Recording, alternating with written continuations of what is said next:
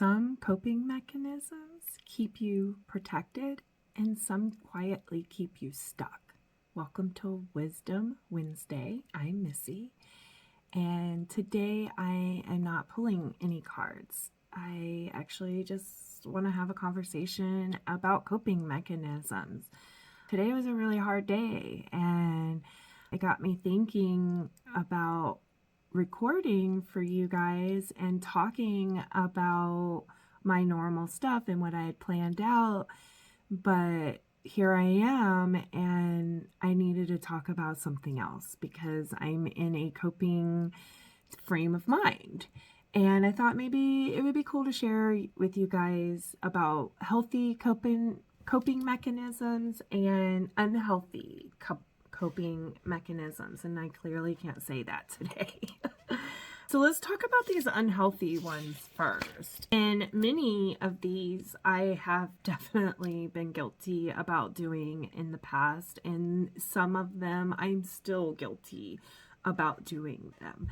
And I keep trying to find the healthier ways, the avenues, forcing myself to do those, encouraging myself to do those. And I will give myself pep talks. I will look at myself in the mirror and give myself a pep talk to help with those coping mechanisms. So I did write a list of both unhealthy and healthy, and I'll post them in the description so that you have them as well. And hopefully these will help you. So some unhealthy ones. Emotional avoidance.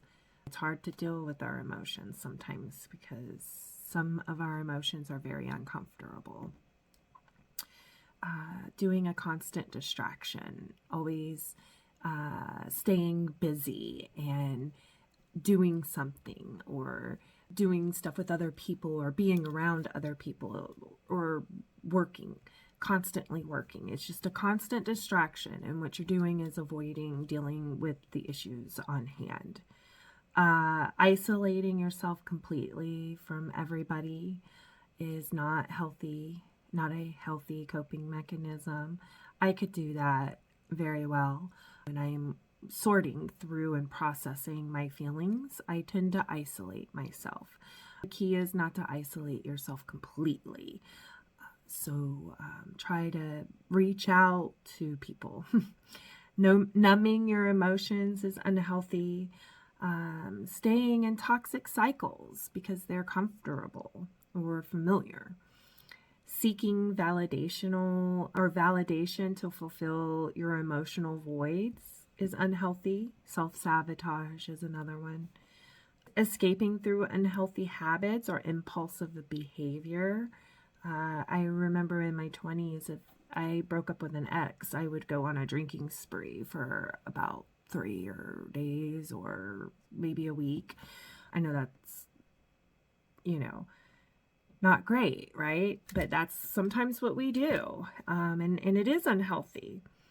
Ignoring your intuition or the red flags around you is unhealthy.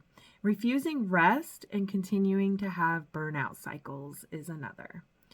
And here's a big one too, and I've been guilty of this because I didn't want to cause more conflict or deal with how I was feeling, and I would just respond, fine, everything's fine. And not everything was fine. And we expect other people to pick up those pieces when we say that, and that's not healthy either. So I wanted to go through healthy mechanisms. One of them is resting without guilt. Sometimes we will feel very guilty for taking rest time, for, not doing anything or doing something that we enjoy. And sometimes we feel guilty about doing those. You're allowed to rest. You're allowed to take care of yourself, and you're allowed to love yourself. So it is a very healthy coping process is to rest. Journaling thoughts or emotions is a very good healthy coping mechanisms as well. It leaves you a paper trail, and you can go back and read progress and growth that way. And that's a really cool way to learn yourself and to grow and to heal. You can do prayer or meditations. Ground yourself to the present moment. That means do a check-in, see where you're at right now, how you're feeling, what you need, and honor those needs. Make sure you give yourself time to respond to those needs and to honor them. Go take care of yourself, like handle your business. The next one is talking to trusted people, taking walks, going outside, setting boundaries. Setting boundaries protects you, and it's very healthy, especially when people are continuing to make you feel certain ways. So setting boundaries is important. I have set boundaries and burnt so many bridges. People won't talk to me anymore, and because of those boundaries. And sometimes that hurts my feelings too, because they won't talk to me anymore. But at the same time, I really can't have them continuing to make me feel certain ways and not be accountable for that. So you just got to burn the bridge. Allow yourself to feel instead of suppress. And the sooner you do that, the easier it gets. Instead of to constantly suppress your feelings and work through them as they come. And you can do that in many different forms, but find a way that works for you. One of the ways that I do it is creativity, and that is a healthy coping mechanism too. You could do music, you could do art, you could draw, you can sew, you can crochet, you can, sing, you could bake. There is so many different ways to have a creative outlook for yourself. So I recommend setting yourself up a space where you can be creative if you are that creative person, that you can just go to and, do your thing and process what you need to process. Breathing exercises is really good, especially if you're known to have high anxiety or panic attacks.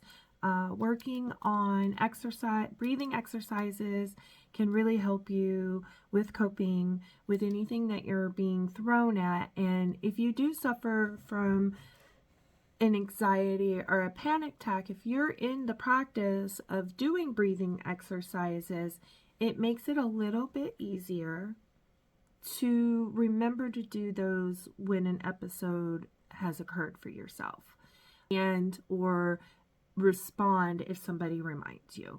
And it might take a minute to get used to that, but it gets you in a good practice to do breathing exercises. And if you're meditating, breathing exercises are very important with that. That helps. So it's a good mindful practice to put yourself in for coping. Physical movement.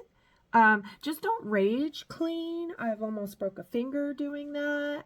Trying to throw something away and hyperextended my thumb because I was mad that I pulled maybe the 100th empty box out of the cabinet. And now here I am, got to throw it away. Didn't know we were out. It made me angry and I raged, threw it away, and owie. So that only can hurt you, or you're going to throw something away that you're going to regret because you were pissed off when you did it. So rage cleaning, don't do that, but definitely do some kind of physical movement. That could be a walk, that can be cleaning, that can be exercising, it could just be dancing and just wiggle. You can even maybe stomp your feet and throw a little temper tantrum like a 2-year-old. I've done that. That's okay too. That kind of helps me move the energy out. Take breaks from overstimulated situations or environments. Social media is very overstimulating, so you take a break from that, and that will help you too. Asking for help when needed is another good coping mechanism. That is a hard one that I have learned the hard way in the past couple of years, and I still don't like to ask for help. I ain't gonna lie. I don't like it. It makes me feel vulnerable. It makes me feel like I'm needy. It makes me feel like, and if I don't get the help, I feel like they don't care about me. Yeah, I am still working through that. What I have learned is that not everybody's like that. I'm not needy. It's just different, and everybody needs help. And you know what? People want to help. People love you. They adore you. They want what's best for you. And they don't mind. And they don't look at you like you're a burden. They don't look at you like you're weak. That's all our own personal self-sabotaging thoughts. And so I'm grateful for all the people that has helped me in the past couple of years that I've had to really ask, and because the universe really did force me to. And I'm still working on practicing that. But I make sure I ask the right people that I know that can truly help me, and not as my last resort, because not everybody is dependable. And those are the people you can't ask. It's the ones that are dependable and love you for who you are. Those are the ones you ask. Last but not least is self-reflection and accountability. That is, yeah, I highly recommend that. That's a tough one to swallow too, because sometimes we want to think that we're perfect and that we have no flaws. And sometimes we're perfectionists and we need everything perfect. And in our mind, if everything is perfect, then we're perfect. And that's not the case. You're allowed to make mistakes. You're allowed to be human. You're allowed to have flaws. You're allowed to fall down. And you know what? Everybody's been a damn bad person in one way or another. I can definitely say my sorries to some people that I wasn't so nice to. And that accountability and that self-reflection is so important, because we react and from our past, and we learned that we shouldn't react that way, and that we need to overcome those obstacles and not be that person, because we know that that's just not human, and it's not nice, and it's not love. And so the self-reflection and the accountability really helps you on your healing journey anyways. So there's my coping mechanisms, healthy and unhealthy.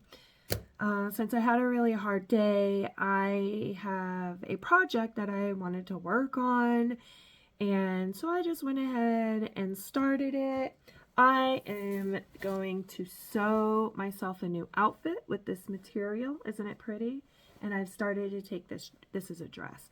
I've started to take this dress apart so that I could use it, so I can make a really cool outfit. I can't wait to share this with you guys when I do. I'm not going to tell you what it is yet, but you see the colors? Honeybee enchantments. Thank you for joining me. I appreciate you. I'm very grateful. If comment, let me know how you're coping. What are your favorite coping mechanisms? And if you're brave enough, let me know what your bad ones are. I'd like to hear from you. No judgment, and I hope you have a great day.